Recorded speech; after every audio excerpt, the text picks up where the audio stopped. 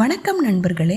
போன எபிசோட்ல மாருதி அந்த பாழடைந்த இடத்தில் ஒரு முனிவரை சந்தித்ததையும் அதே நேரத்தில் கிஷ்கிந்தையும் அரக்கர்களால் போர் தொடுக்கப்பட்டதையும் பார்த்தோம். இனி அதன் தொடர்ச்சி. தன்னால் அடிப்பட்ட முனிவரை மாருதி தட்டி எழுப்பி அவரிடம் தான் செய்த செயலுக்காக முதலில் மன்னிப்பு கேட்கிறான். பிறகு நீங்கள் யார், உங்களுக்கு என்ன வாயிற்று என்று கேட்கிறான். அவர் கூறுகிறார், குபேரன் மற்றும் தேவர்களால் அளிக்கப்பட்ட சாபத்தினால்தான் நான் இன்று இவ்வாறு இருக்கிறேன். நான் இதுவரை தண்ணீர் கூட குடிக்கவில்லை. இதை கேட்ட மாருதி பூமி தாயை வேண்டிக் கொண்டு அந்த இடத்தை தாக்கவே அங்கு தண்ணீர் வருகிறது. அவன் முனிவரின் தாகத்தை தீர்த்து வைக்கிறான். பிறகு உங்களது இந்த சாபம் நிவர்த்தியாக வேண்டுமென்றால் நிச்சயம் ஒரு வழி இருக்குமே, அது என்னவென்று கூறுங்கள். நான் என்னால் முடிந்த உதவியை உங்களுக்காக செய்கிறேன் என்று. அப்பொழுது அங்கு வந்த முனிவரின் சீடன், அது மிகவும் கடினம். உங்களைப் போலவே பலரும் அவரின் சாபத்தை நிவர்த்தி செய்வதற்காக முயற்சி செய்தார்கள். ஆனால் ஒரு பயனும் இல்லை. நீங்கள் செல்லுங்கள், நான் அவருடன் இருக்கிறேன். அவருக்கு என்ன தேவையோ நான் அதை பார்த்து செய்கிறேன். மாருதி மீண்டும் கேட்கிறான், நீங்கள் கூறுங்கள், நான் என்னால் முடிந்ததை செய்கிறேன். அந்த சீடன் கூறுகிறான், குபேர உலகில் யட்சர்கள் இருக்கிறார்கள். அவர்களின் கட்டுப்பாட்டில் ஒரு உயிர்காக்கும் இலை இருக்கிறது. அதை கொண்டு வந்தால் அவருடைய சாபம் நிவர்த்தியாகிவிடும். ஆனால் அங்கு சென்றால் அந்த யட்சர்கள் அங்கு செல்பவர்களை அவர்களது கட்டுப்பாட்டுக்குள் கொண்டு வந்து விடுகிறார்கள். அவர்களிடம் இருக்கும் சக்திகளை அவர்கள் கவர்ந்து விடுகிறார்கள்.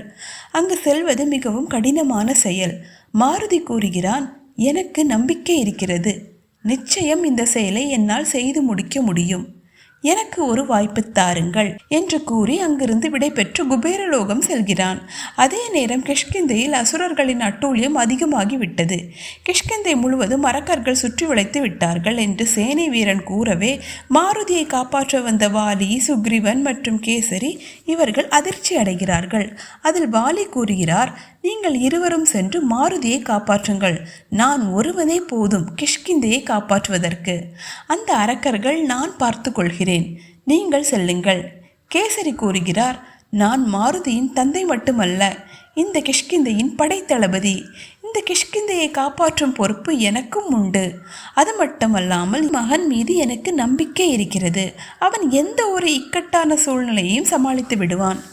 சேனை வீரர்களில் இருவர் மட்டும் நலனுடன் மாருதி இருக்கும் இடத்திற்கு செல்லுங்கள் என்று கூறிவிட்டு கிஷ்கிந்தையை நோக்கி செல்கிறார்கள். கிஷ்கிந்தையில் அரக்கர்கள் நுழைந்துவிட்ட செய்தி தாய் அஞ்சனைக்கும் நிட்டவே அவர் மாருதிக்கு ஏதேனும் நிகழ்ந்து விடுமோ என்று எண்ணி கல்விச்சாலைக்கு வருகிறார்கள். அங்கு வந்து அங்குள்ள ஆசானிடம் மாருதி பற்றி கேட்க ஆசான் கூறுகிறார், பாதுகாப்பாக இருக்க வேண்டிய நேரத்தில் நீங்கள் இங்கு எதற்காக வந்தீர்கள்? மேலும் மாருதி மற்றும் அவனது நண்பர்கள் இங்கு இன்று வரவே இல்லை. இதை கேட்ட அஞ்சனை பதறியபடி மாருதியை தேடி செல்கிறார். அப்பொழுது அவர்கள் சில அரக்கர்களால் முற்றுகையிடப்படுகிறார். அதே நேரத்தில் குபேர லோகத்தை நோக்கி மாருதி செல்கிறான். ஒரு கட்டத்திற்கு மேல் அங்கு இருக்கும் காற்று அவன் வேகத்தை திசை திருப்புகிறது. அந்த சீடன் கூறியது மாருதிக்கு நினைவுக்கு வருகிறது. அவர்கள் தங்களை தங்கள் கட்டுப்பாட்டிற்குள் கொண்டு வந்து விடுவார்கள். மாருதி தனக்குள், ஓ, இது அந்த யட்சர்களின் வேலையா என்று எண்ணி மிக உறுதியுடன் முன்னேறுகிறான். அப்பொழுது அங்கு ஒரு மலை அரக்கன் வருகிறான். கன நேரத்தில் அவன் அதனால் தாக்கப்பட்டு கீழே விழுகிறான். விழுந்து அவன் மயக்கமடைந்து விடுகிறான். இங்கு அரக்கர்களால் சுற்றி வளைக்கப்பட்ட தாய் அஞ்சனை மாருதி மாருதி என்று சத்தமிடுகிறார்கள். இறுதியில் அனுமன் என்று அழைக்கிறார்கள். அவர்களின் இந்த குரல் மயங்கி கிடந்த மாருதியின் காதில் கேட்கிறது. அவன் விழித்து எழுகிறான். மேலும் இங்கு தாய் அஞ்சனையை அனுமன் என்ற இந்த நாமமே காப்பாற்றிவிட்டது. ஆம், இங்கு இருந்த கற்கள் அனைத்தும் தானாக எழும்பி அந்த அசுரர்களிடம் சண்டையிட்டு அவர்களை துவம்சம் செய்து விடுகிறது. அரக்கர்கள் அங்கிருந்து சென்று விடுகிறார்கள். இங்கு மாருதி தன் முன் 2 யட்சர்கள் இருப்பதை பார்க்கிறான். அவன் அவர்களுக்கு பணிந்து வணக்கம் கூறி தான் வந்த செயலை எடுத்து கூறுகிறான். அவர்கள், நீ கேட்ட இலை இங்குதான் இருக்கிறது, சென்று எடுத்துக்கொள் என்று ஒருவித உள்நோக்கத்துடன் கூறுகிறார்கள். அவர்கள் கூறியதை நம்பி மாருதியும் செல்கிறான். ஆனால் அப்பொழுது அங்கு அவனை தாக்கிய அந்த மலையரக்கன் வருகிறான். மாருதி அவனிடம், நான் உங்களிடம் சண்டையிடுவதற்காக வரவில்லை, நான் அந்த முனிவருக்காக தான் வந்துள்ளேன் என்று எவ்வளவோ எடுத்து கூறியும் அந்த மலையரக்கன் கேட்காததால் மாருதி, நீங்கள் எதை எனக்கு தருகிறீர்களோ அதைத்தான் நானும் தருவேன். நீங்கள் அன்பினை கொடுத்தால் அன்பினை கொடுப்பேன், நீங்கள் என்னை தாக்கினால் நானும் தாக்குவேன். எனக்கு இப்பொழுது நேரம் மிகவும் குறைவாக இருக்கிறது. எனக்கு இதை காட்டிலும் வேறு வழி தெரியவில்லை என்று கூறி அந்த மலையை தாக்க ஆரம்பித்து விடுகிறான். ஆனால் அந்த மலை அவனை தாக்கி கீழே தள்ளிவிடுகிறது. மேலும் அதன் பெரிய காலை மாருதியின் மீது வைக்கவே மாருதி இனி வேறு வழி இல்லை, பெரிதாதல் சித்தை பயன்படுத்தி நான் இதை செய்தாக வேண்டும் என்று எண்ணி அந்த மலை அரக்கனை காட்டிலும் பெரிதாக வளர்கிறான். அந்த மலை அரக்கனை அழித்தும் விடுகிறான். இதை பார்த்து அந்த 2 எச்சர்கள் இவன் சாதாரணமானவன் அல்ல, இவனிடம் ஏதோ சக்தி இருக்கிறது என்று கூறி அவனிடம், நாங்கள் உனக்கு அந்த உயிர்காக்கும் இலையை தந்து விடுகிறோம். ஆனால் ஒன்று நினைவில் வைத்துக்கொள், இங்கு எதுவும் இலவசம் கிடையாது. உலகமே கொடுக்கல் வாங்கலில் தான் இருக்கிறது. நாங்கள் உனக்கு இதை தர வேண்டும் என்றால் நீ எங்களுக்கு இதற்கு பதிலாக ஒன்றை தர வேண்டும். மாருதி கூறுகிறான், நான் இதை எனக்காக எடுக்க வரவில்லை, நான் இதை அந்த முனிவருக்காகத்தான் எடுக்க வந்தேன். இதன் தேவை முனிவருக்கு இருந்தாலும் இப்பொழுது இங்கு வந்துள்ளது நீதானே, அவர்கள் கூறுகிறார்கள். ஒரு நிமிடம் யோசித்த மாருதி, இந்த இலைக்கு பதிலாக அவர்கள் மாருதியின் சித்துக்களை கேட்கிறார்கள். ஒரு நிமிடம் யோசித்த மாருதி, அந்த முனிவர் பல்லாயிரக்கணக்கான சீடர்களுக்கு நல்வழி காட்டியவராய் இருக்கிறார். அவரை காப்பதற்கு என்னுடைய இந்த சித்திக்களை நான் பணயம் வைக்க வேண்டும் என்றால் நான் நிச்சயம் அதை செய்வேன். அதே நேரத்தில் தாய் அஞ்சனை சேனை வீரர்களுடன் வந்து நலனை சந்திக்கிறாள். மாருதி இருக்கும் இடம் தேடி செல்கிறார்கள்.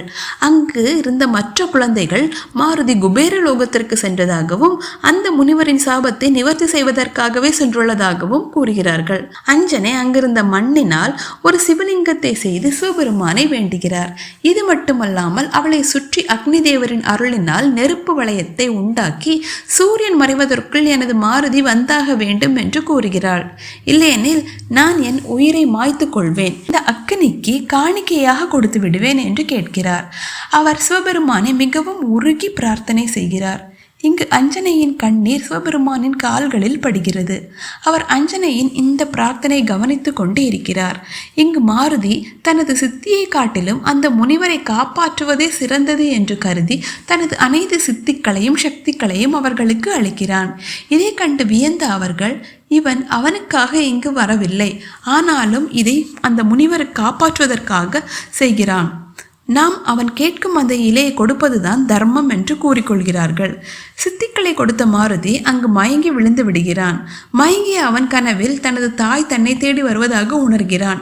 கண்விழித்து பார்த்த பொழுது தாய் தன் அருகில் இருப்பதாகவே அவன் உணர்கிறான். எச்சர்கள் கூறுகிறார்கள், அருமை, அவனின் தாய்ப்பாசம் அவனை தட்டி எழுப்புகிறது என்று. சற்று நேரத்தில் அவன் தாய் அங்கிருந்து மறைந்து விடுகிறாள். மாருதி அங்கும் இங்குமாக பார்த்தபடி நிற்கிறான். அதே நேரத்தில் எச்சர்களின் பின்னால் சனி பகவான் வந்து, மாருதி, உனக்கான சோதனை இன்னும் முடியவில்லை என்று கூறி அங்கு இருக்கும் ஒரு எச்சனின் மீது தனது பார்வையை செலுத்துகிறார். இத்துடன் இந்த எபிசோட் முடிவடைகிறது. சனி பகவானின் இந்த செயல் மாருதியின் சோதனைகள் இன்னும் கடினமடைய போகிறது என்பதை குறிக்கிறது. தாய் அஞ்சனையின் நிலை என்ன? மாருதி தனது தாயையும் புனித பூமியையும் காப்பாற்றுவானா? அந்த உயிர்காக்கும் நிலை அவனுக்கு இறுதியில் கிடைக்குமா? சனி பகவான் வைத்திருக்கும் அடுத்த சோதனை என்ன? அனைத்தையும் அறிய அடுத்த எபிசோட் வரை பொறுத்திருப்போம். இந்த எபிசோட் பிடிச்சிருந்தா லைக் பண்ணுங்க, ஷேர் பண்ணுங்க, கமெண்ட் பண்ணுங்க, மறக்காம சப்ஸ்கிரைப் பண்ணுங்க.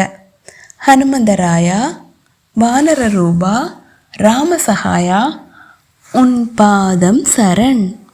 நன்றி, வணக்கம்.